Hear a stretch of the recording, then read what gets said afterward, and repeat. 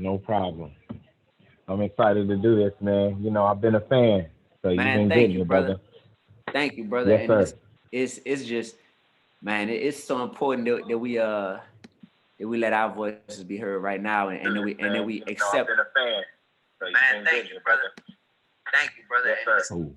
it's just, man, it's so important that we let our voices be heard right now. Okay, let's see something. Hold on, Phil. So Phil, so I'm here. Are you hearing any Mm-hmm. feedback, any echoes? Not now, but I just heard our conversation on your computer. Oh, I can't hear you, brother. Uh-oh. Oh, you can't hear me no more. Okay, hold Let's on. see.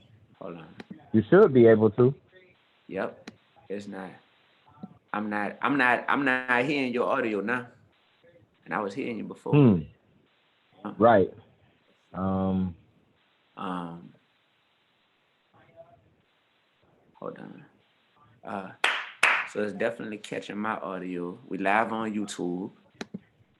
Um, Okay. You can't let's hear see. me. Nothing. No, I can't hear you. You can hear me? Hmm. Yeah. Okay, so you can hear me. Okay, so I'm gonna let's see. I'm a roll like this. Um, more, bam. I know we on the tube, on the YouTube. Let's see. Let's see. Audio. Um, hmm. Let's see. Chat. Okay, hold on. Yep. All right, you should be able to. I haven't changed anything over here. Okay. Mm-mm. Interesting. Let's see. So we are going to and it's live on YouTube. Um Hey everybody on YouTube. I hope y'all can hear me. Matter of fact, YouTube, I'm gonna go hop in the chat right quick and let me know because I know some of y'all are watching. And I got my man Philip Agnew on here. Very important convo. Oh yeah, y'all deep in the chat too. Can y'all hear? Can y'all hear me? Can y'all Can hear y'all hear me? me? YouTube, talk to me. What's up, D1? You may have to use your headphones, D. For real? They said we can hear you. Oh, y'all can hear me. Can y'all hear Phil? Phil, talk to him, Can y'all brother. hear me? Can y'all hear me? Can y'all hear what I'm saying?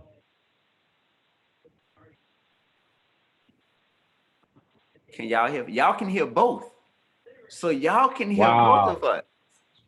But we can't hear each other. Well, Okay. I can hear you. Um, y'all can hear both of us. Yeah. Okay. Perfect. I Let's see. did Um, oh yeah, I gotta use some headphones, I think. I gotta use some headphones. Um, hold on. Hold on, y'all. I'm coming with the headphones. we on the way. Oh, they got me looking like a rookie out here. Live on YouTube. Looking like a rookie. All right, I'm coming, y'all. Almost out here. Uh-uh. Um, hold on, y'all. I do have some hold on, I got some headphones. Hold on, give me 1 second. Well, while we waiting, man, welcome to this great conversation we about to have. It's your boy Phil Lag with D1. I'm excited to talk to y'all. I'm glad y'all can hear me. I'm sad he can't hear me, but this is gonna be a great conversation. I already know it. I can feel it because it's been overdue and it's important. I'm not looking at the chat though. Let me look at the chat on. Let me see. To the rescue. To the rescue. Come on, baby. Don't fail me now. Don't fail me now. Mic check. Mic check. Can you hear me? Yes, I You can hear me. yes. So Perfect. I hear you, but I hear the echo. So let's see. Yes, sir. Mute the YouTube video. There we go. The YouTube video is muted. Okay. Thank the Lord Jesus. Man. All right. Talk about embarrassing. All right. So let's see. So let me get to where I can see you in real time. Yep, I see my lips moving. Yeah. Man, it's perfect. All right, brother. Man. Yep. There we go. Ladies and gentlemen, we finally live. It's your boy D1 live with my brother Philip Agnew, former senior advisor to Bernie Sanders. This is a Mm-hmm.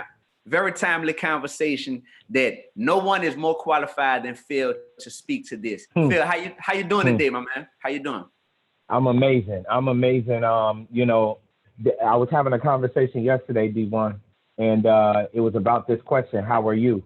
We used to ask that question. You didn't think about the response. You didn't care about what nobody said. It was just how you doing? You good?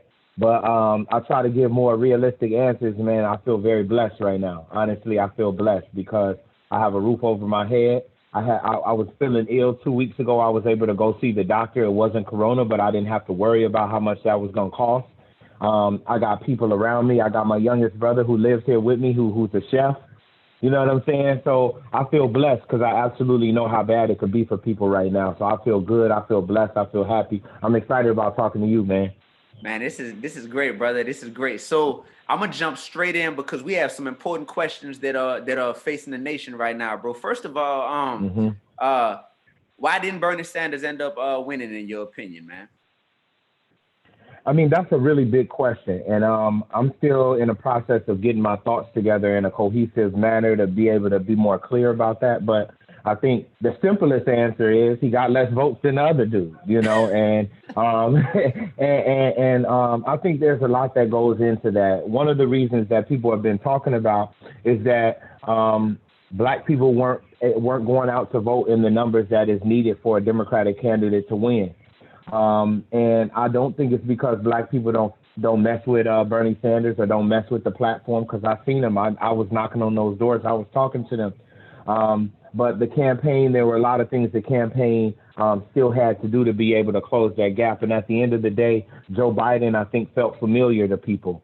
They recognized him and they wanted to know, now that we got the monsters right at the door, were we going to be able to choose somebody that we knew and that we trusted? I don't know. I don't trust Joe Biden, but I believe that's what some people felt. And that's what happened. And at the end of the day, he got more votes than Senator Sanders did this time around. Wow, you said, bro, you just said something very strong statement. You said you don't trust Joe Biden. So, do you feel Hmm. like is that the is that the heartbeat of a lot of Senator Sanders supporters, man? That people are Right. like, yo, we don't trust Joe Biden. Is that the heartbeat, bro? Listen, I think a lot of people want Donald Trump to lose, right? And I heard from a whole lot of people, not just Senator Sanders supporters, that they don't like Joe Biden either, but they thought he could beat Donald Trump. I'll tell you this: Joe Biden doesn't have the integrity, he doesn't have the history, he doesn't have the mental fortitude, he don't have the bona fides. He has been somebody that worked against civil rights, worked against black people for the almost the entirety of his political career. He doesn't have any vision. He doesn't get anybody excited. But people felt like he was a safe bet, that he was somebody who could go in and slay the dragon. And I disagree with that. But that's what people are saying, man. I'd be foolish to be coming here on talking to you and saying people didn't say that. Waste of That's what time. happened. I think there's some other factors, though, right? Black people, black men can't vote. You know what I'm saying? We've been in prison. We on papers. So we're disenfranchised at a high number. There's a lot of obstacles for black people being able to get to the polls, particularly young black people who Bernie Sanders was number one with. Young black people, it was hard for us to get to the polls. They closed polling locations and moved them. So I think it was a lot of structural reasons, but at the end of the day, we're here because I think a lot of people felt like Joe Biden was a safer bet. I'm scared about the safe bet though, because like I said, he doesn't have the vision, he doesn't have the excitement, and if you look at him, he doesn't got the mental dexterity to be able to go toe to toe with Donald Trump, and I think that's a scary proposition that we're in right now. Let's cut to the chase though, which prompted the need for this convo, which is without Bernie Sanders base supporting and voting for Joe Biden, is Trump just gonna win? Is it that cut and dry in your opinion? I think, let me say this, and I'm going to say this every single time. Bernie Sanders' base is going to go out and they're going to do what they need to do to beat Donald Trump. That's everybody's number one goal, to beat Donald Trump. So I know it sounds like I'm being slick and not saying that they're going to vote for Joe Biden, but I can't say what everybody's going to do. But I know at the top of everybody's mind, no matter who they supported, they want to beat Donald Trump. I'm going to go out, do what I got to do, right? But I think we should be honest with the fact that we are choosing to vote for somebody who is frankly a loser. He's not won a president. He's ran 3 times and had to drop out twice already. This is somebody, third time's a charge. We're not just voting for the lesser of two evils. We putting somebody in the ring who might not have it anymore. And we're saying, hey, I want you to go in there and do it. That's all. That's my whole point, is that we're going to do what needs to be done. We're not trying to have Donald Trump in here deporting people, incarcerating people, killing people, separating families. That's not what we about. Sanders supporters, black people, poor people, none of us about that. Mm-hmm. But we should also be clear that when you buy a lemon, you bought a lemon. You got a deal on it, but you bought a lemon. You should know that. Bro, I love your bluntness, man. But I'm gonna tell you how it comes across. If I'm a dude that's sitting at home and if I'm like, man, I'm stuck inside with this coronavirus stuff, I'm not even really into politics. But you know what, my man Phil Agnew caught my ear this season, or Bernie had my ear, but now that Bernie's no longer in it. Hearing what you're saying, it just makes I feel like it makes a person say, you know what, I'm just gonna sit this one out, man, because you're openly saying they're like, nah, we don't rock with homie, we don't rock with Biden, but let's just go do it just so that so that it's not Trump in office. Like, I got what you're saying. Is that gonna entice somebody that's like, bro, I'm a black dude that feels disenfranchised anyway. I'm not tripping on voting or not. Like, do you know the power of that narrative? Are you aware? You know what I mean? You listen. I appreciate you hitting me with that, because what you're saying is true and honest. This is what I'll say. One of my favorite revolutionaries, his name is Amilcar Cabral, right? Correct. And he has a quote. He says, I'm abbreviating, but he says, claim no easy victories, tell the people no lies, right? I believe that can we speak free? If you're a nigga, you watching this, right? You in the bar, you at the crib, you on your phone, whatever, you with your baby mom. I believe, and I believe that both of us believe this, that you're smart enough to know what we really up against, right? When we vote, sometimes it's not just to make something good happen. Sometimes it's just to prevent bad things from happening.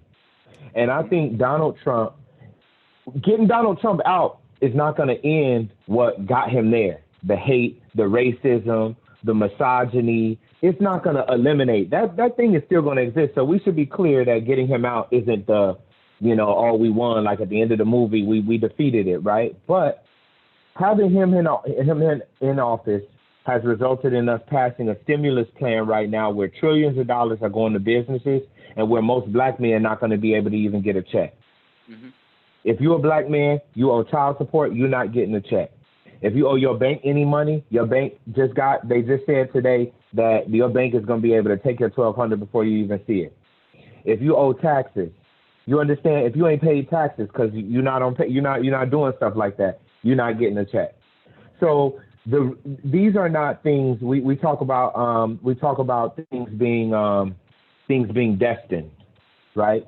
These are not things and decisions that are made in heaven or on high or even in hell down below. These are human beings, men, mostly white men, who make decisions about how black people, particularly black men, especially black women, live their lives. And Donald Trump is a representation of all of those bad things. So I want you to hear me.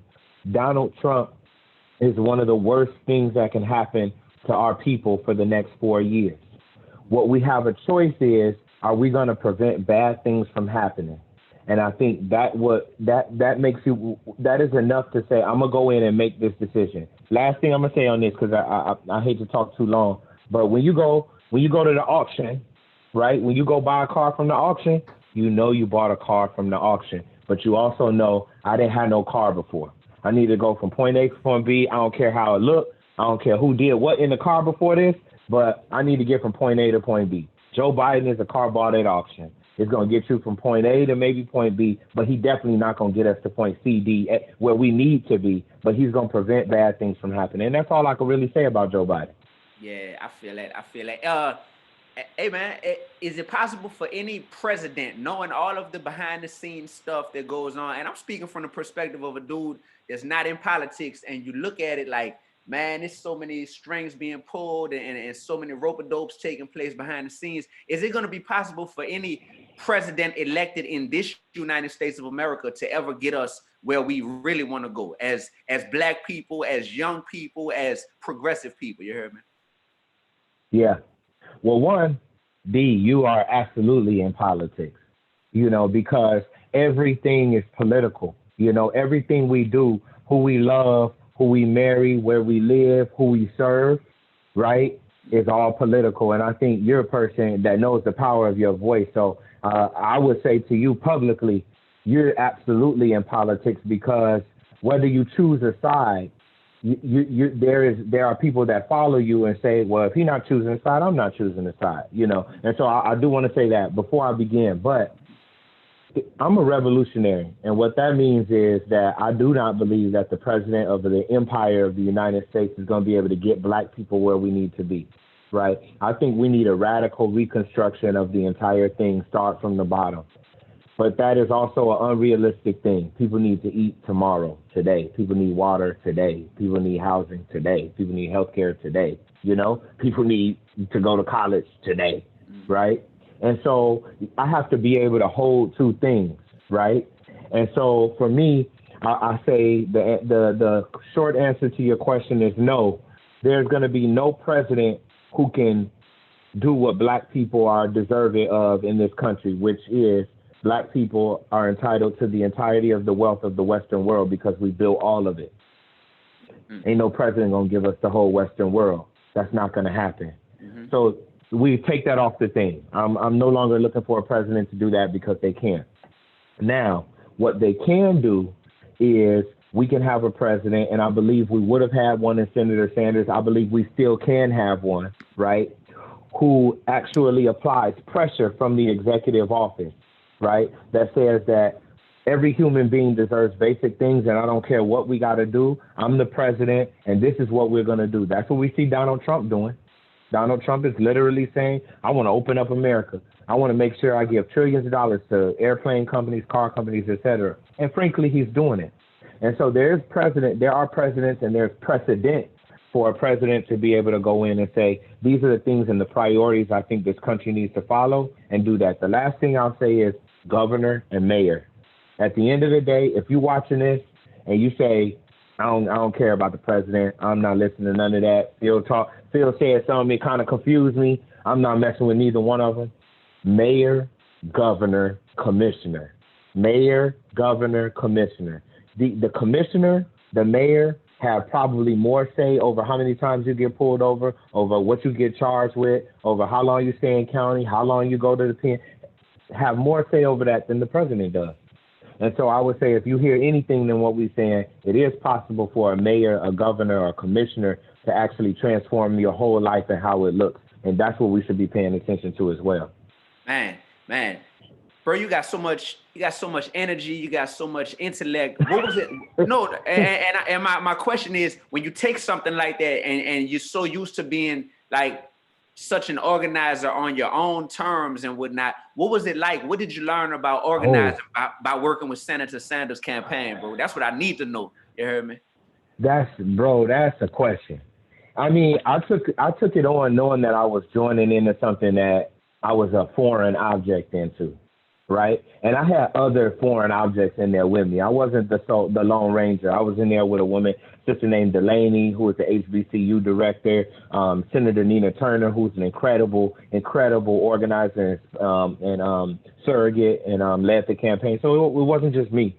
But I went in there understanding that I was going into what I considered the evil world of getting a president elected in the United States, where anything can happen, where scandals happen, where people following you, people going through your emails and all of that. I knew I was going in there and I wanted to learn what it was like. I used it and repurposed it for my own, what I consider revolutionary purposes. They asked me what I wanted to do. I said, send me to barbershops, send me to community centers, send me to colleges, send me to high schools, send me to churches, right? And they did that. And they recognize, to their credit, they recognize, it took them a while, but they recognize my gift, what has come from God. I grew up in the church, you know, my gift to be able to stand in front of people and communicate with them like human beings, right? I'm a poet, so I could put the things together and make them sound a little good, right? And I'm not afraid. And I come from the hood. I come from West Inglewood, Chicago, so I'm not afraid. So they allowed me to flourish in that realm. And when I was doing that, that's when I felt like I was doing God's work. When I was at barbershops, when I was at community centers, churches, colleges, high schools. The other piece to that, though, is this is people trying to win the presidency in the United States. So I'm telling them, I think y'all need to go here. I think y'all need to talk to this person. This person is big in the hood. I'm telling you, if we go and sit with this person, they're going to get, you know, 50, 60 other people to come with them because they got love and respect in the hood. And they be like, never heard of them. No. You know, no, we should go here. Everybody comes here. I'm telling you, if we go here, people are going to be like, all right, Bernie Sanders really know what's good. We're going to go over here. That's frustrating. That's frustrating. You know, it is. And the way, and look, I'm not a part of the Sanders campaign no more, right? I was on the payroll for 1 month. I'm off the payroll now.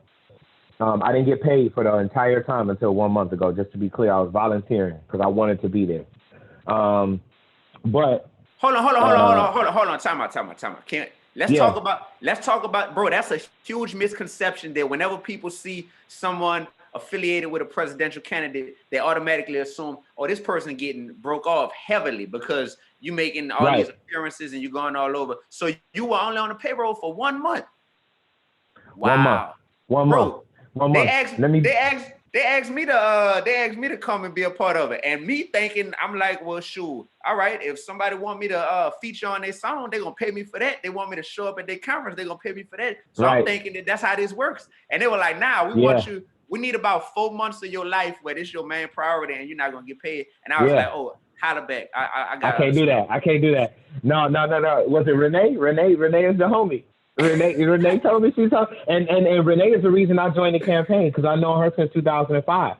She's amazing. So Renee is the connect. Renee is the connect. Let me say this. I wouldn't have been able to do it. I'm giving you everything. I'm giving y'all everything so you understand the picture.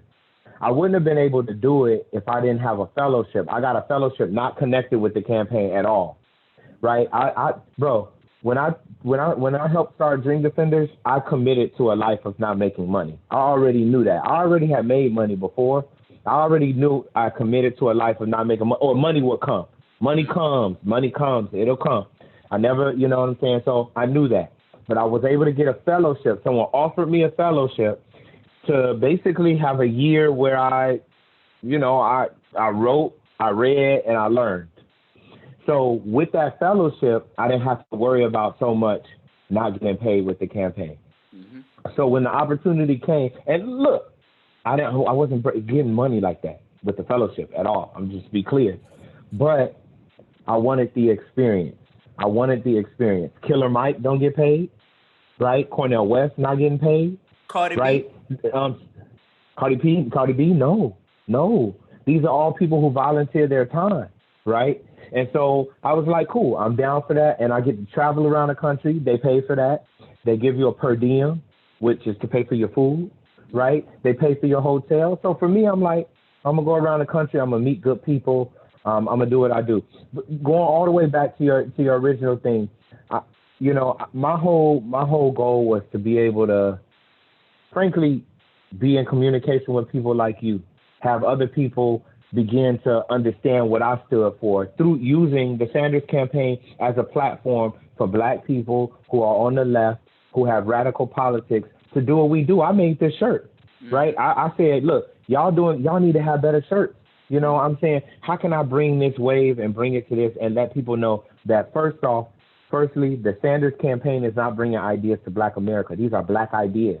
We already had all these ideas that we should have a house, we should have healthcare, we should have education. Those Black ideas that they're bringing to the American public.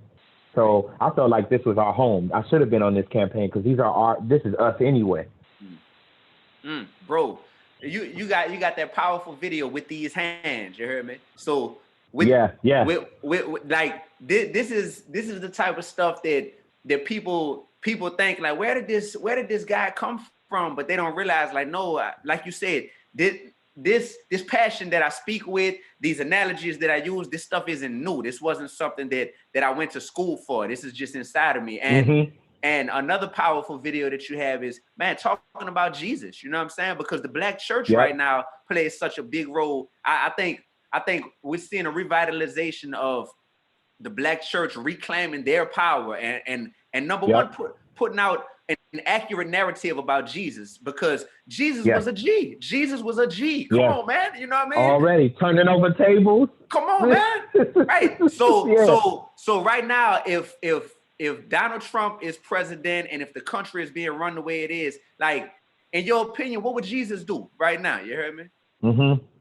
Listen, Jesus would be on death row. Come right? on. Because Jesus would have been incarcerated. They would have had to kill him.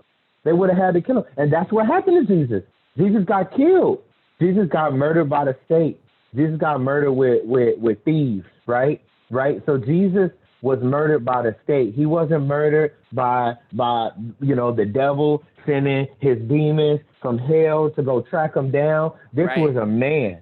Yep. Pontius Pilate, right? Who was an emperor, a king, right? A ruler.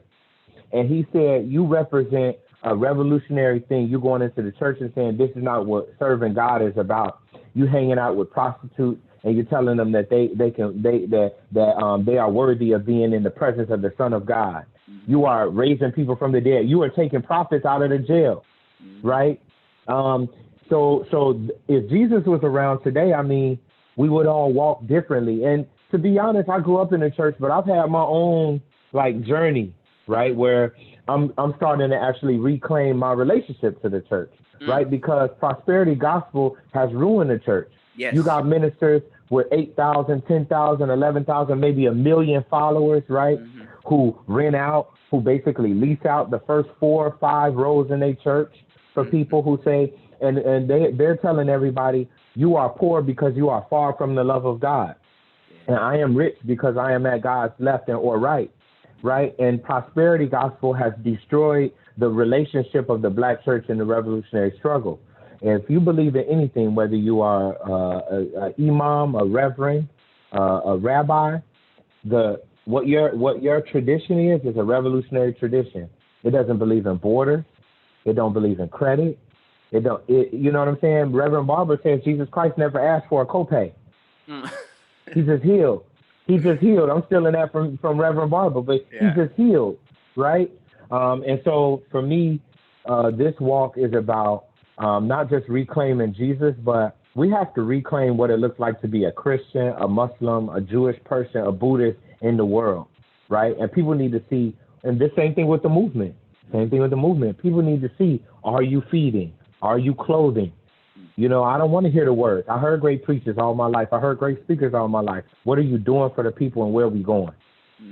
Man, what I think Trump has a lot of Christians fooled, bro. He has a lot of Christians fooled and feeling like, man, oh, you're a Christian? Well, you need to go ahead on and vote for me because like I'm Donald Trump and this is what I'm really pushing. Bro, Jesus would not be voting for Donald Trump. Let's just keep it gangster. Jesus would not be voting for Donald Trump if he was walking this earth right now. So many Christians are fooled by just Trump's, little flimsy attempts to appeal to them, bro. Like Trump is focused on money more than anything, and Jesus was never a rich man. Like you said, Jesus never was like, yo, I need this copay to do this miracle. You heard me? So bro. I have a lot of Christians who follow me and who are listening to me, and I just need to hear from your perspective, bro. Like, I'm assuming you agree with that, right? Like Trump has all these Christians fooled and got them pledging allegiance to him. Behind what? Like, why are so many Christians blindly following Donald Trump? That's my question. Right. Yes, man. 2 things I'll say. I'm gonna try to keep it to 2. One links to the previous thing that I was saying. If you grew up or you go to a church right now that says if you have money, that means that you are in God's grace. That means the wealth has fallen like manna from heaven to you. You believe that richness is close to godliness. then of course you're going to love Donald Trump, because what Donald Trump represents is this figure who has been able to accrue wealth and accrue power, right, and do whatever he wants. And so if you have been fooled through a prosperity gospel, and especially black people, let's not forget these pictures of black ministers praying over Donald Trump, right, laying their hands on him. Yep. So if you believe that wealth is close to God, then of course you're gonna love a Donald Trump, right? That's that. What you got something to say? Go ahead. Yeah, because I also want to stress to all of my white followers that, hey, no one forced, and I want the black people to hear this too. No one forced those black church leaders to all come over Donald Trump and be praying him. So that shows you the deficiency that exists within the hearts of even some of our black church leaders, to where some of them view Donald Trump as that's the top of the totem pole, because God is obviously blessing Trump, because look at all the money he gave Trump. And that's a deficiency, man, when it comes to your faith. Your faith shouldn't be tied into how financially prosperous you are, and that's signifying God could be throwing you the alley-oops for all the blessings in the world, and you could just be still not rich because you're just bad with money and because you make bad personal decisions. So don't look at someone's financial financial place in the world as how much God cares about them or has favor on them. You heard me? Right. So exactly right. And then the second thing that I'll say about Donald Trump is, in the Western world, and this is going to be controversial maybe to you or maybe some of your followers, but in the Western world, Christianity specifically is bound up not just with capitalism, the love of money, right? In the Bible, it doesn't say that money is the root of all evil. It says the love of money is the root of all evil, right? And so capitalism, the love of money. In the Western world, the Christian church is wrapped up with that wealth. It's also wrapped into racism. It's also wrapped in to hate, right? And what do I mean? What? Christianity wrapped into hate? There is a belief amongst a lot of white evangelicals, and it's bled over into some black churches, right? That if you are of a different sexual orientation, you are doomed to hell, right? If you don't live up to the moral code of some of these churches, that you are doomed to hell, and there is a hate that comes from that, right? And so when you fold all those things together, there's also a hate for Muslims. There's also a hate for Jewish people, right? That not all churches. I don't want anybody listening to me say, "Oh, no, that's not my church. That's not my preacher." That's not every flock. But some for there sure. There is. Yes, there is, and specifically with white evangelicals, right? And so when you bound all of those things together, then you're a victim of Donald Trump, because Donald Trump says, "Oh, I don't like Muslims. I'm a Christian." What he does is he throws out these little fillers, right? Little baits to different people, and he tricks them. And a lot of them are willfully ignorant. The black sisters that run behind him on Fox News. These are willfully ignorant people. They understand that what this person represents, but what he does is he makes them feel powerful. He makes them feel good. He doesn't question their notion of the world, because now they see the world changing, and women are able to have more power in their lives and in their home. It's just some men that don't like that. That's too, I don't like all that bull. You know what I'm saying? I don't like that. People are saying, look, I might have been born this way, but I think I'm a different way, and they don't like that. That's scaring them. And there are Latino people coming in, and some churches are doing Spanish services, and they don't like that, And so that appeals to them, and that's not God. That's a white Western Christian perversion of what God and Jesus really was, if that is your belief. Yeah, bro. It's cool when you're self-made, because you're not bound down to worrying about if you're gonna upset the person that is your lifeline to being successful, man. Mm-hmm. And speaking from a liberated, independent, strong point of view is needed right now in our country, bro. So I think that's why, more than anything, we do need to use our voice right now to empower the people who do follow us. Because like you said, when I said earlier that I'm not in politics, yeah, I mean in a formal sense, but you're right, bro. Life is politics. Life is all politics. You're right. So So all of us right now, especially, I'm an independent artist, and so many other independent artists and free thinkers out there. Like we have constituents who follow us and who like us for that liberated point of view. And right now it's important that we allow them to see the implications of,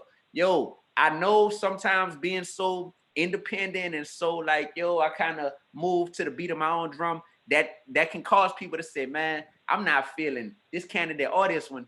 F them both. I'm just gonna stay home, and we need them to understand it right now. No. Don't do that, because there's severe implications and severe differences that will exist whether Donald Trump or Joe Biden is in office, and people need to know that. So it's I think it was powerful that Senator Sanders came out so quick and endorsed Joe Biden after dropping out of the race. He didn't waste any time. You heard me? Like that was a really quick endorsement, and I think that made a statement to a lot of his supporters too. They're like, okay, we're not trying to act like it's okay to just not support anybody. Like Senator Sanders came out quickly and was like, yo, I'm putting my endorsement behind Joe Biden. Is that difficult to be in the ring fighting against someone, running against them for so long and passionately pointing out their flaws and why you're better than them, and then to just turn around and say, all right, now I'm supporting them? Like, is that realistic? Or, like, is that supposed to feel genuine to people? Because I've always struggled with that. It's like, golly, bro, like, you really want me to think that you really are behind this person now? But like what's your take on on that? Yeah. Well, I wanted to be unequivocal. I would have never come out, and I'd never come out and endorse Joe Biden ever. And it's not because I'm a hater. You gotta. I recommend people read up, and I think as being free thinkers and being people of liberated mind, you have to feed yourself. You are what you eat. And so I think people should read up on Joe Biden. I would never endorse. The way I see it, man, and look, when I actually came out and I did a Talib show, I talked about this. Bernie not my savior. I'm here because I think this is a strategic opportunity for us to advance something. I think, man, maybe I'll have a different thought in a week. He just endorsed yesterday, or maybe the day before yesterday. Maybe I'll have a different thought, but I like analogies. When you in a playoff 7-game series, you got to beat me at the last minute of the 7-game series, right, before you advance, right? And I think it was the series was 3-1. I think the series was 3-1. It was 3-1. Yep. Yeah, and it's hard to come back from 3-1, but it's still 3-1. Cleveland did it, and all I'll say is, I actually think we could have got more out of Joe Biden. Joe Biden got it real easy, but the phantom hand of Obama is all over this, and we saw some articles that came out yesterday about how Obama was working behind the scenes to maneuver a lot of different things. Not a conspiracy. It was actually in New York Times where they talked about, he was talking to Senator Sanders. He talked to the other people, and his invisible hand, you can't ignore that being out there. But to answer your question, if I was running against, and I had the values that I have, against a Joe Biden who has the values that he has, he would have had to really, really, really transform who he was in order to get me to come out and endorse. And last but not least, endorsements don't win elections. Bernie Sanders endorsing Joe Biden, I think is good for Bernie Sanders. People won't talk bad about him, saying that he didn't do that or he didn't try to unite the party. But at the end of the day, I'm going to say this here, and the first time I said it publicly, we are witnessing the death of the Democratic Party, man. We are witnessing the death of it. If they continue to go in a way that is against where the majority of the young people, the poor people in this country are, they're going to be completely divorced from reality. And I think this is one of the last elections that the Democrats are going to be able to maneuver in the way that they did, putting some old dude up. And Senator Sanders is old, but old dude with old ideas. As a nominee. What does your future in politics look like? That's all right. Well, man, I'm gonna keep moving. So I'm doing two things right now. I'm working back with Dream Defenders, my organization that I helped co-found. We're gonna be expanding. We're gonna be taking this and continuing to fight in the streets, because it's in the streets. It's locally. One of our Dr. Armin Henderson, his story was been going around on the internet. Arrested while trying to help people and test them for COVID-19 out here in Miami. We're going to continue to do community work, and that's my future in politics right now. And the second thing that I want you to be a part of, and everybody that you know, is I'm working on a project with a group of men called Black Men Build. And we're organizing Black men to actually be a part of this movement in a real way. Black women, Black queer folks, Black trans folks, whatever identities, they've been fighting, and they've been going in. And it's been Black men there, we've been there. But we all got 5 or 6 buddies. It's like, nah, none of that shit for me. You know, excuse my language, that's not for me. And we want to organize Black men into a powerful force. It's called Black Men Build. We're about to launch that soon. So that's what I'm focused on. I had a good foray into politics with the electoral stuff, and right now I'm going to just keep doing what I was doing because that's where we built that power. I feel that, bro. It's like, I like that you're so community driven because politics is so personality driven, man. And it's a difference between being people driven and personality driven. And there's so many people that's just voting for Donald Trump because they like his personality. Oh, that's the dude from The Apprentice. Okay, people voting for Biden. Oh, that's Obama's partner. That was his running mate. Yeah, I'm gonna vote for him. Voting for Bernie. I just like Bernie. You know, Bernie's just cool. He reminds me of my grandpa. And it's so personality driven, bro. But let's close like this. Let's talk about the difference between being personality driven and being people driven, bro, because that's what's going to change this country. And like you said, the Democratic Party, you're predicting is going to have a makeover, a rupture, a rupture, exactly. And that rupture is going to give rise to what? I think it's going to give rise to people like AOC, Rashida Tlaib, Ilhan Omar, a number of people who we don't even know their names yet. You know what I'm saying? Maybe you, right? I think it's going to give rise to people with a different political thing. And I've said this over and over and over and over and over. You know, we can debate all we want about President Obama, who he was, what he represented. But at the end of the day, it was his charisma and his personality and the fact that he was a Black man that caused most of us to go vote unquestionably for him. But we've had good personalities before. And right now we need to know about what are you going to do for the people? And I think that's going to become the question. It's funny that you brought up the Senator Sanders thing. And once again, this dude, not my savior. But I heard a lot of people hated his personality. You know, I heard a lot of people be like, I don't really like him, but what he's talking about is real. And I think even Republicans with Trump, I've been hearing that too. Not as many people, but a lot of people with Trump, like, Republicans like, I don't really like what he says. He doesn't need to do what he does, but I like what he's doing with the economy. You know, that bull. But I think what we're going to enter into an era, and I hope, especially with influencers, I think I don't know how long influencers are going to be able to survive, especially with this moment where people are like, man, you're not doing nothing for us. We can't listen. I think we're going to get up to having a politician and a generation of people who are going to have to say, this is what I want to do for the people. And personality is going to be the icing on the cake, you know, and I'm hoping we get there where people look at the substance. I pray for that day, bro. I'm praying fervently. Lord Jesus, I'm praying for that day, bro. Well, we people driven and we're not personality driven in a country that's so obsessed with celebrity culture and a country that is so unenthused by substance, you know, whether it's in the music industry traditionally, but that narrative is changing, man. And it is. Yes, sir. And I often feel like the people dictate what the leaders are actually going to stand for when they're running for something, because I feel like for example, fans, music analogy, if fans were showing that they were not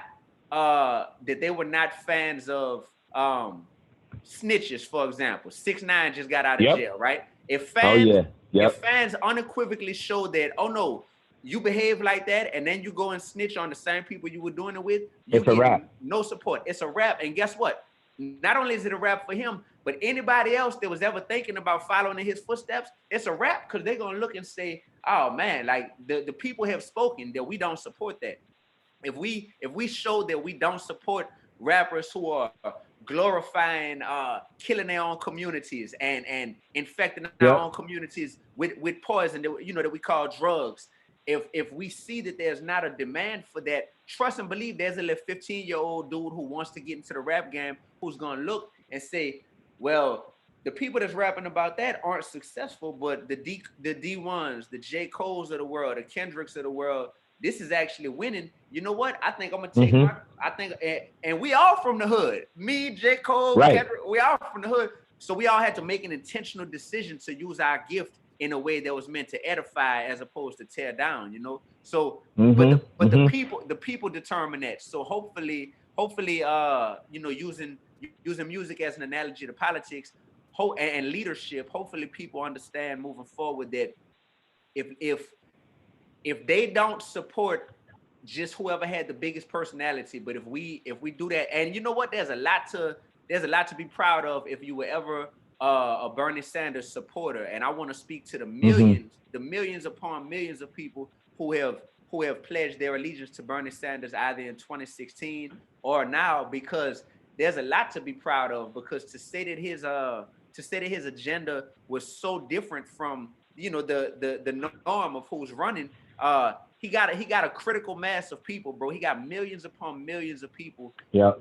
like passionately excited about a field that we look at politics like pro wrestling. Like, man, that's all set up, man. Yeah.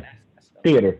Yeah, you feel me? So I said all that to say that I agree with you, bro. And I'm talking to you has me more excited than ever to utilize our collective power, bro. Our collective Mm-hmm. power as Yep. young brothers, as independent free thinkers, with people who have a heart for the community. Like us coming Yes. together now, bro, more than ever. Like I literally got goosebumps on my arm, bro, like talking to you right now Yeah.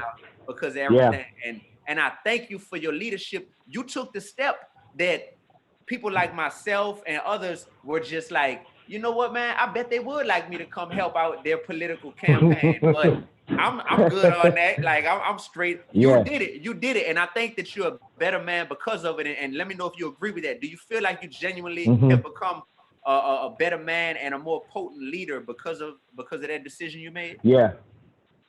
Absolutely, absolutely. I mean, I think the proof is going to be in the pudding, what we do after.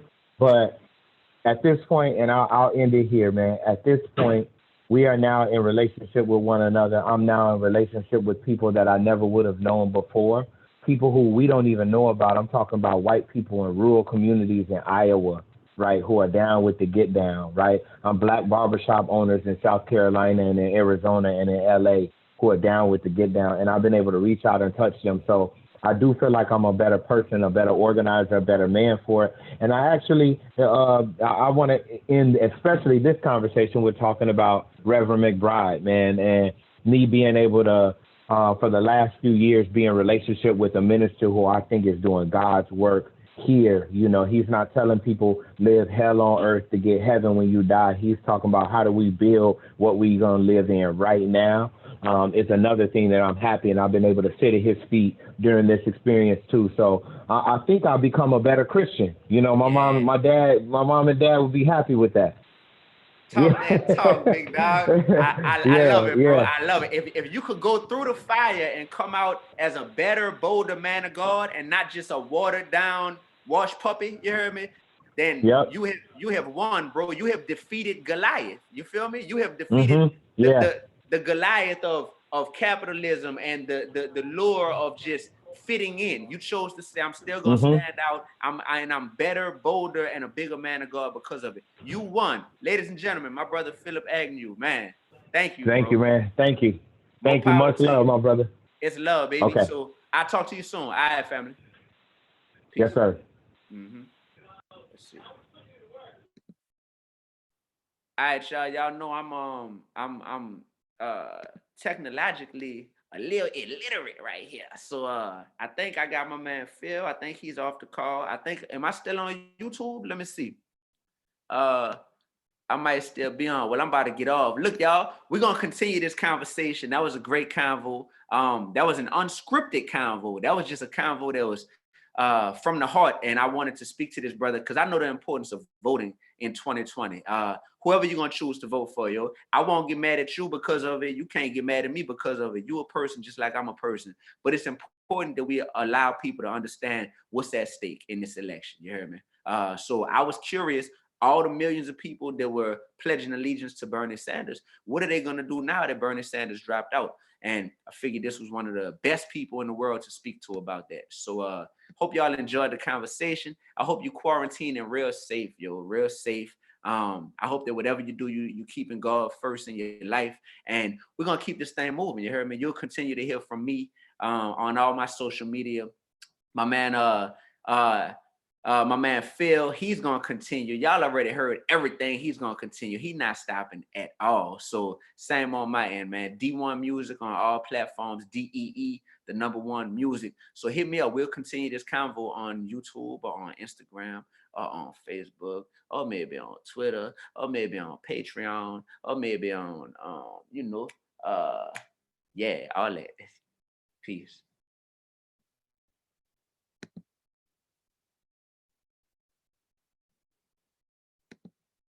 Stop recording.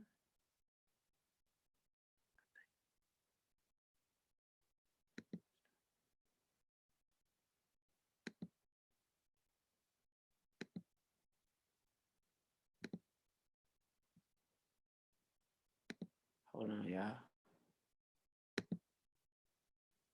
Let's see. Am I logged off?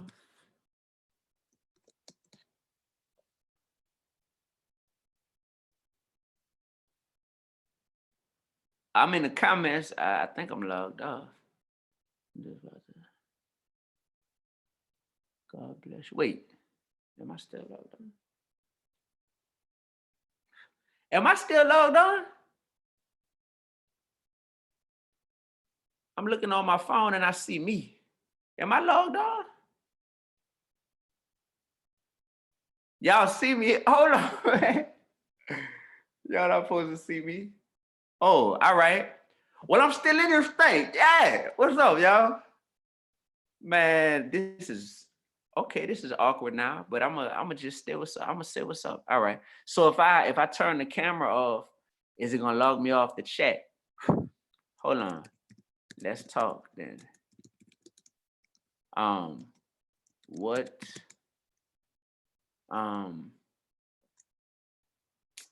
Man, I got stuff to do. I'm tripping. All right, I got 4 minutes left on this thing, y'all. I got 4 minutes. I'm gonna holler at y'all in the comments for 4 minutes. Can y'all hear me though? Can y'all hear me?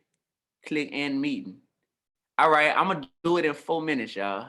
4 minutes. They said, how was your birthday? We sitting here talking about who gonna be the ruler of the free world. You heard me? The president of the United States in 2020. You talking about my birthday? My birthday was quarantined up. What you mean? All right, y'all can hear me. Oh, that's perfect. All right, so y'all can hear me if I turn the camera off. Bro? What shoe? Y'all want to get some breakfast with me? Hold on, y'all.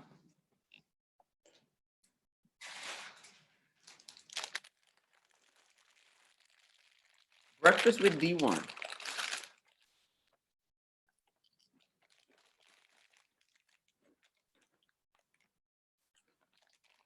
These are some quarantine-friendly cheeses. I took them out the box so that only the plastic is around them and I didn't have to touch the box. You heard me?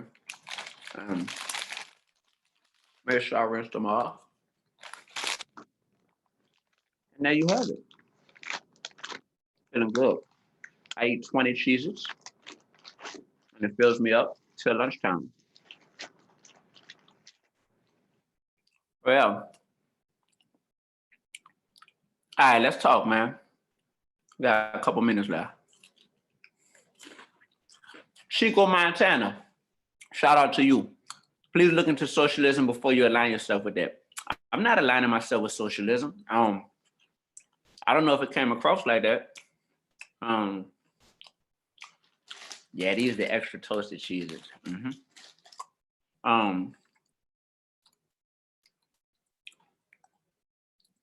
When you gonna run for election? Mitchell Maxwell, brother. If you can't tell, man, I'm not messing with formal politics anytime soon, yo. Shout out to my bro Phil though, because he definitely just made me realize that everything is politics, yo. Everything is politics. Man, everything is politics. Um, so even if it's not running for election, you know, I feel like it's politics every day. Just me dealing with, you know, keeping a relationship with y'all and not getting caught up in what the industry wants me to do and keeping an authentic relationship with y'all. That's politics right there. But that's how I'm choosing to see. This is weird. That's how I'm choosing to navigate it. Is saying I'm not going to get caught up in it. I just want to stay as closely connected to the people as possible. Feel me? Who are you going to talk to next? Shout out to Medley-licious. Let me see. Oh yeah, okay. So this is on point. Medley-licious. That's a great question. You hear me? Sure. Give me some suggestions. Who should I talk to next? Elder's giving me data. Maybe I talk to an elder. Shout out to Ross. Maybe I speak to an elder. They said Pastor Kevin Crosby. Check him out.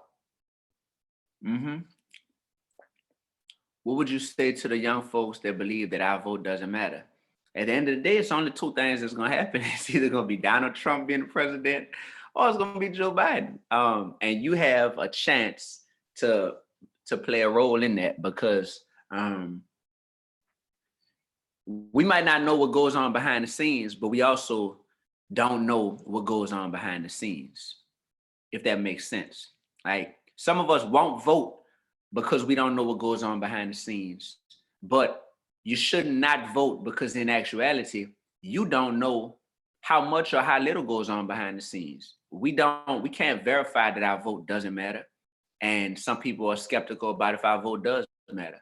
So if you're ever on the fence, you might as well always roll with the more positive of the two options, the more empowering of the two options. Ooh, that's deep. If you're ever on the fence about something, always roll with the more empowering of the two options, yo. And what I mean is, if you're skeptical about if your vote matters or not, the more empowering choice is to vote, hands down. Whether or not your vote is going to actually count, that's the more empowering, liberating choice, is to say, well, I am going to let my voice be heard and attempt to vote. And Lord willing, they do what's right, you know, once I cast this ballot. Always choose that if you're on the fence about two options. That's the more empowering out of those two. Big facts. I understand you, Ross. Neither is positive. Biden equals Trump. I understand you. That's what me and Phil were just speaking about, though.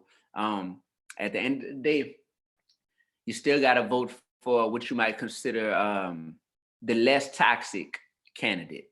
Let's say it like that. In your opinion, whoever's the less toxic candidate, you heard me?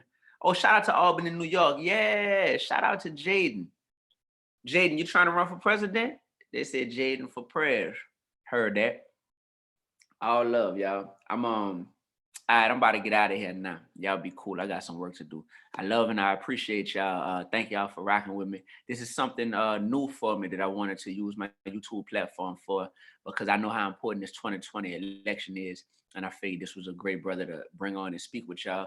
And I'm going to continue to let my voice be heard as well. So I'll be looking for suggestions on who I should speak to next. In case you don't know, got the song It's My Turn out right now. How many of y'all been bumping It's My Turn? It's on all streaming platforms. That mug is a biggity, biggity, biggity, biggity, biggity, biggity, biggity, biggity, biggity banger. 100%. Go bump that It's My Turn. Got 2 dark skin, 2 light skin with my man Murs. The video is right here on YouTube. I wish I could pull that sucker up and show y'all right now, but y'all can go check that out. And the new album Timeless is on the way. For those who don't know, I don't know if I said it or not, but guess what? Since you logged on to my YouTube live, you get the exclusive info. My album Timeless is dropping on May 1st. Yep.